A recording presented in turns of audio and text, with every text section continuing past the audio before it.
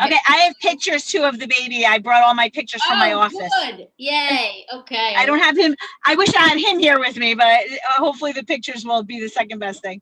Billy had little Luca on last night. It was so great. Okay. So cute. Oh. Hi guys on Instagram. Let me see. And I think we're live on Facebook. Yes, we are. Hello. Can you guys? Yes. Okay. They can see us on Instagram and they can hear us loud and clear. And on Facebook, hi guys. So we are doing yet another live story of hope where I'll probably cry again. It's just been part of the week. So we've been coming to you live the last 2 days with clients of mine that have worked the program and it was successful for them.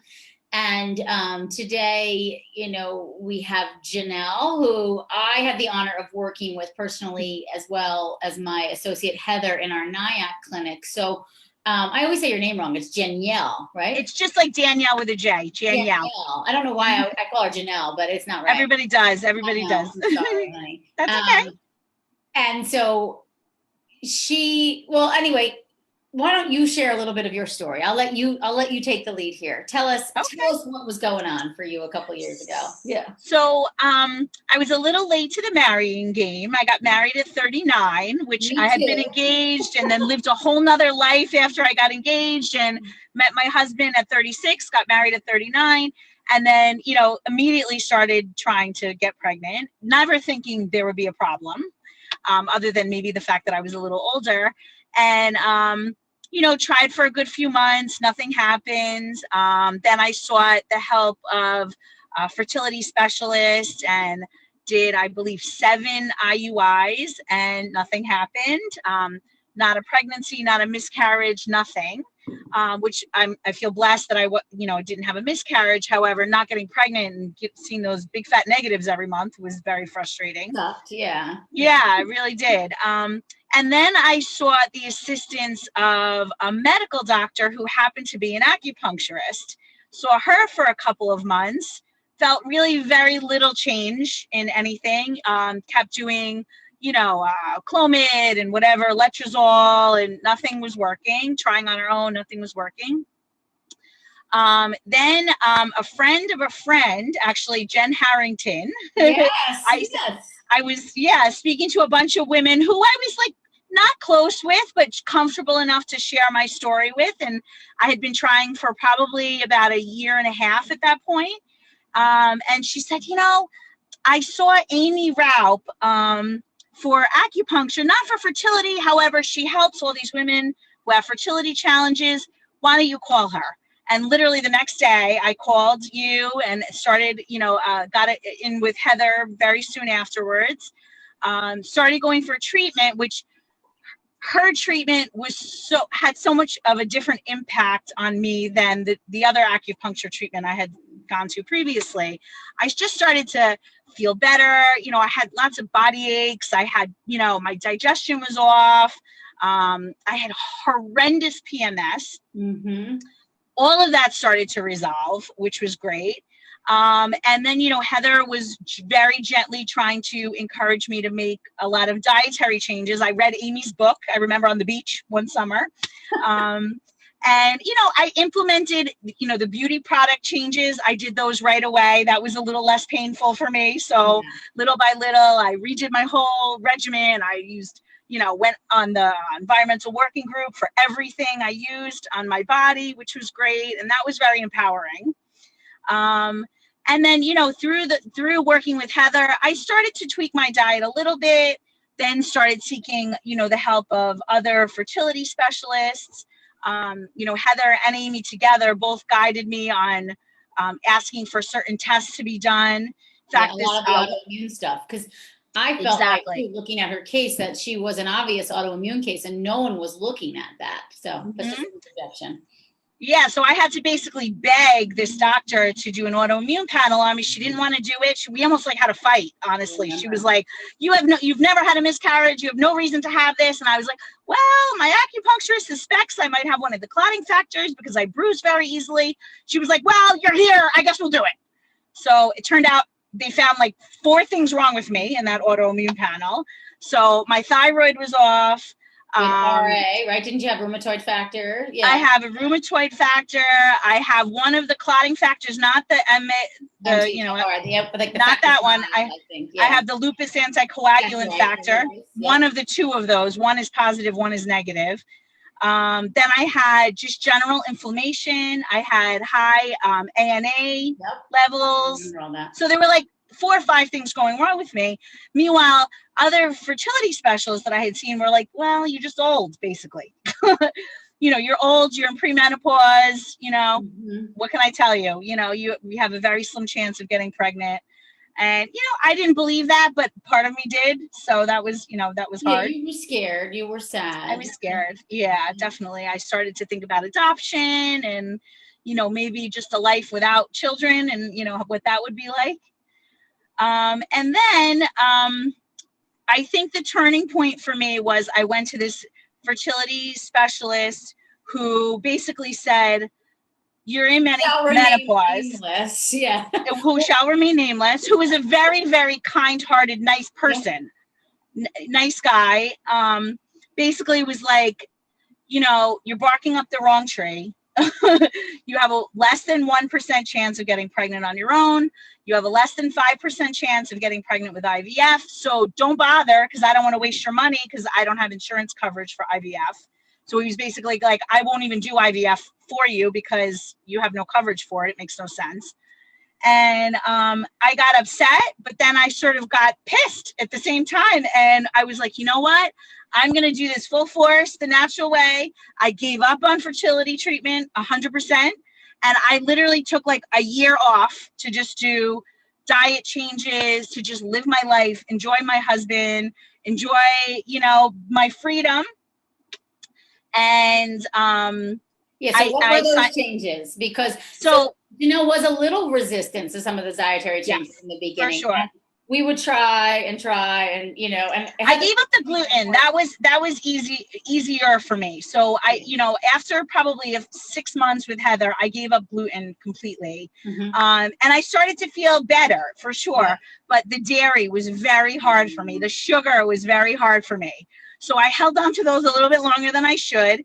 And then New Year's, January 1st, I was like, that's it. The dairy is out. The sugar is out. And that's when I really started to see the changes. So Heather was also on maternity leave around that time. So Janielle got we were working together. Of the draw where she had to deal with me now. And I wasn't I was a little more pushy. I was like, no, listen, you have positive ANAs, you have this going on. You got to cut out the freaking dairy. Right. And she did it. And I did. Heather had been pushing. And then I think I pushed her right over. I was like, let's do it. Come on. What do we have to lose, Exactly. I was like, you know what? I'll never forgive myself if I don't try absolutely everything. Yeah. And so I did. And it was easier than I thought it would be, honestly. Like I figured ways around it. I started eating nut cheese and, and like making pizza with just tomatoes and a little bit of nut cheese sprinkled on it. And, I found ways to feel like I was treating myself without actually dipping into the dairy and the gluten. Mm-hmm, mm-hmm. So I did that for a few months. And then my husband and I spoke. And because of all my autoimmune issues, we decided I would at least go for the consult with Dr. Braverman, which I did the phone consult with him. He believed over the phone that I might maybe had silent endometriosis and polycystic ovarian syndrome, which I'd never been diagnosed with. In fact, I had the blood work for it and nothing really stood out. However, I had a lot of the symptoms of it. I was breaking out in acne. All of a sudden in the past year, my periods went haywire, whatever. So we scheduled our appointment for July 19th. I'll never forget. And I had all the blood work done. I brought him all the blood work that I had done previously, and he scheduled me for surgery. I was going to have a laparoscopy to have my peritoneal lining removed. Mm-hmm. And then on July 20th, he did an ultrasound of my ovaries, and he said, well, you have 2 follicles. He's like, I'll give you 2 weeks. If you're not pregnant in 2 weeks, you're going for the surgery. We're going to start you on a regimen of, drug therapy to help because you really have significant autoimmune issues. And I was like, okay, that's it. We're doing this. This is our last chance, whatever. And on July 20th, Chris and I did our thing. And on August 7th, my period was a day late. And I was saying to myself, for the love of God, finally, had started taking metformin, which really helped as well. Yeah. So I was taking the metformin and my period regulated. So my period was a day late. And I was like, for the love of God, now this really is menopause. I'm like, I can't believe it. And I took a pregnancy test, just like not even for 1 second, thinking it was possible. And I was pregnant. And as a matter of fact, believe it or not, when I went for my first ultrasound, he said I had 2 follicles. I had 2 gestational sacs. Yeah. So it would have been twins. It turned out to be just 1, but they both fertilized after all of that. It's amazing. I mean, so it was really, you would say, like a solid 7 months, almost 8 months following like the diet and everything. Yep. Regular acupuncture. I mean, you know, and I was going twice a week for a while, and then, you know, which really, oh my God, changed my life. And just then that lowered my anxiety. Too. Like she would hobble, like you had this knee pain and I had bad knees, body aches. I mean, it's been. And I also had some, you know, mental issues in terms of like my mother was schizophrenic, and pregnancy triggered her mental illness. So I think I had a lot of fear, and I feel like the acupuncture took my anxiety down like 100 notches. If it made, you know, I know it made 100 differences, but that was the thing that I noticed the most, that it made me so much less anxious. And then when did you come into the e-course? I think it was around January or so that I gave you access. Yeah, February. I think it was January, February, because I kind of like started everything all at once. I went dairy-free. I started doing some consultations with you. I joined the e-course. Right, because we did the coaching, the group coaching. Yeah, we did the coaching, yep. And then so you were in the e-course. And so talk a little bit about the e-course and the community and what that did for you. The community is like, I mean, I can't even describe how empowering the community was for me. You know, the word that we don't use, infertility, which, you know, I never use it. I would say I'm having trouble or whatever, is a very lonely place, especially like I work in a public school. There are babies, children, mothers getting pregnant. I mean, everywhere, all around me. And it was very lonely at times. You know, most of my friends have children and, you know, got pregnant easily. And so having that community to like, you know, not only bounce ideas off of, but vent to, talk about, you know, your fears. Like I sent the group a message the night before I went to see Dr. Braverman, because, you know, that was a financial investment, seeing him, that I was very afraid of, because, you know, finances are tight in our life. And I was just, you know, freaking out basically the night before I went. And I just sent out this message to the group, and they were so reassuring and loving and helpful. And, you know, they were like, you're exactly where you need to be. You made that decision, you know, for good reasons. And it just, everything about that community is so loving and warm and safe and helpful. Yeah, it really is. And what about the e-course? I mean, I guess the e-course probably just reinforced all the things that you had learned between the book and getting the acupuncture with Heather and I, right? It did. Yeah. So, you know, the book, you know, really, I felt like gave me the framework. And then the e-course, like you said, reinforced it. And you know, I had Heather and you guiding me along the way too. So I felt like you were my e-course in a way as well, because anytime I had a question, or, you know, I would tell Heather, well, I did this, and she'd be like, oh God, you can't do that. You have to do this, you know? So, you know, she guided me a lot. And, you know, the e-course just kind of like consolidated all that information in one place. And then talk about too, Dr. Braverman came in and supported you in the pregnancy, right? So because of the autoimmune factors, so he still had you do some medications through the pregnancy, right? Right. So as soon as I got pregnant, I went to him rather than going to, you know, a regular OBGYN, because I knew about the, you know, the autoimmune, and God forbid, I was so afraid I was going to lose the pregnancy. Same. Remember, I was like, I do not want you miscarrying. You've got to call him right away. Yes, which I did. I went to him every week until I was 12 weeks. I was on a prednisone regimen. I was on Lovenox because of the clotting factor. I was on baby aspirin. Whole bunch of stuff. I was monitoring I did the infusions. Yep, the IV as well. Yeah. And I ended up having gestational diabetes, which, you know, was okay. And I managed, I had a really a beautiful pregnancy, you know, other than the gestational diabetes, which was a little bit stressful, but like I managed it, you know, nicely, and it was all good. So show us some pictures of your beautiful. Oh, this little man, I can't even get enough of him. Well, here's him and my best friend's puppy. His name is Lachlan. He's going to be 6 months old. Here he is with my two best girlfriends that are like my sisters. Oh, so sweet. My office is a shrine to him at school. So this is our first real family picture of the three of us. I'm so happy. Look at that. He looks a lot like his dad. Yes, he does. Oh, my baby. And then here's this one's real. This is like a collage of him over the months. Oh, you can see his little face there. The one with the tie-dye hat was when he was only like 2 or 3 weeks old. Oh, and as he's gotten bigger. Yeah, look at him. He's just a love. He's the love of my life. He really is. I know. And so what would you say to girls that maybe have been told, like you were told, that you're in premature ovarian failure and you have less than 1% chance of trying? Yeah.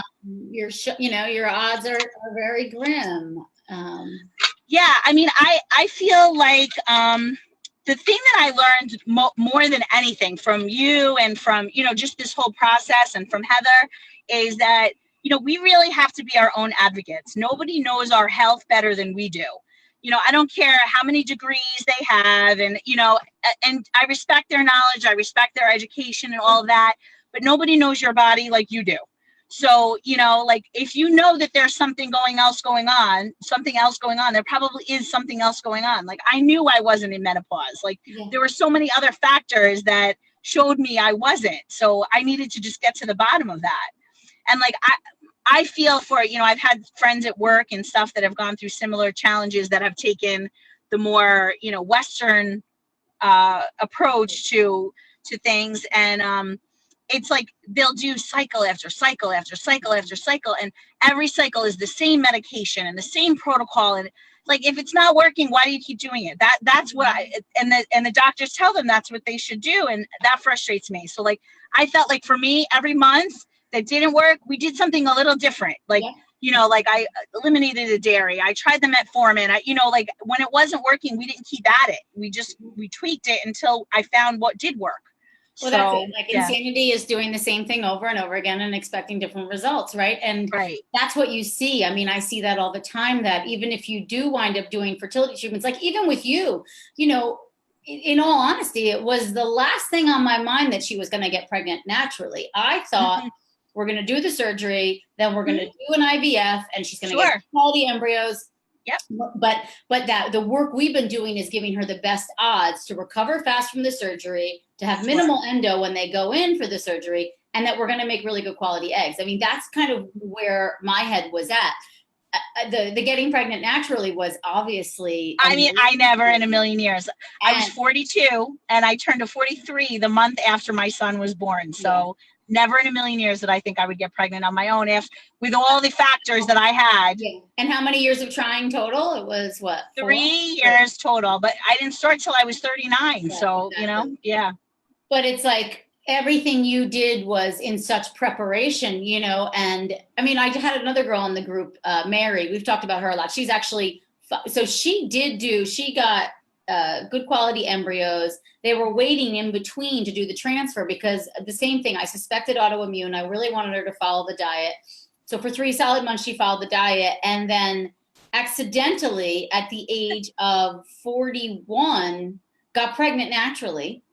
Wow. Amazing. And then so they had that baby, healthy baby. Everything was great. Wonderful. And now they're going to do the transfer of that embryo that they were going to transfer that she was preparing. Amazing. It's amazing. That's so great. You know? But it's, you know, you see those stories all the time and you see that transformation. I mean, and with you, it was great that we knew all the autoimmune stuff because, you know, that was my worry of like, if she gets pregnant, she might miscarry. And we're not doing all this work for her to lose this pregnancy. Right. And you were the only one, Aimee, that honestly ever suspected any sort of autoimmune issue with me. Like nobody else brought that up. Nobody else brought up PCOS, and you and Heather brought that up. Nobody else brought up endometriosis, and you like never. Like, it's just, I feel like a lot of doctors just don't think outside the box. It's just the protocol they follow, and it's very rigid. I think you were one of the cases where after that, I think Braverman and I had emailed about something, and he said something to me like, you have a knack for this. You have a knack for identifying the autoimmune cases, and I was like, well, it's just Chinese medicine. It's not a knack. It's just, when I Your training. Characteristic. It's my training, it's just the way we look at things. We look at it very differently, which is outside the box differently. And that's how he looks at things. He's very, right. He's like a black sheep. He's creative. Yeah, he's 100%. He's a creative genius for certain, yep. And hysterical on top of it. He was a pleasure to work with too, because he's so lighthearted and funny. Yeah, he was a little like, she got pregnant naturally. Like, I almost got a little he was teasing me. He's like, how am I supposed to buy another Mercedes if you get pregnant naturally? And that's so nice that you found the right doctor, because you had 3 really bad experiences, I would say, with doctors. At least. Yeah, I had one, way before, I think right around the time maybe I was just meeting Heather, where he was like, there is no way, I would never do IVF on you. Right. Think about adoption or donor eggs, and that's it. And then, the original doctor that I went to was hopeful at first, but then after a few failed IUIs, I could tell was losing hope. Right. And then, the last one, who was like, again, and as nice as pie, just, I never believed that I could get pregnant from moment one. So, they just weren't the right people for me. Exactly. That's it. Mm-hmm. So I'm just cruising over to Facebook to see if there's any questions. Let me just see. Instagram, you guys have any questions for us? Let's see. Do you still get acupuncture? You do. I did, I just started back at work. So I did for the first 5 months after I did through my whole pregnancy. And for the first 5 months after my son was born, I'm having a little scheduling issue right now as I'm getting used to getting back to work, but I will return. Yes, 100%. I know. Well, that's it. And, right now I'm just looking through to make sure that we don't have any missed questions. Yeah, that happens all the time. I fell off of acupuncture after I had a kid, and I'm a freaking acupuncturist. It's like, it's life. You get busy. Your schedule fills up in different ways. And then also you got your prize, and so. Well, and the other thing is, like, now that my time is limited with work, like, I don't want to miss a minute with him when he's awake, Yeah. Oh, I love that. I love that. Well, I appreciate your time so much today, sweetie. Oh, my pleasure. Back to work. She's calling us from the car at work. That's how committed this girl is. I love it. Aimee, if I could scream your name from the rooftops and tell everybody who's having challenges to seek you out, I would. You really, like, my husband and I joke that he didn't get me pregnant, that you and Heather got us pregnant. So we are so blessed that you came into our lives. And ditto. I still remember the day I was like, holy shit. Call Braverman immediately. Like, when I got that positive pregnancy test, like, I was like literally rubbing my eyes, like, no, that can't be. Amazing. And now I have this perfect little boy. I know. I love it. Well, hopefully I'll see you soon. Yes, in the NIAC clinic, and you keep loving that little boy and have so much fun. And thank you so much. Thank you so much. Okay. Pleasure. Talk to you very soon. Bye. Love you. Talk to you soon. Love you so much. Bye. Bye. Let me see.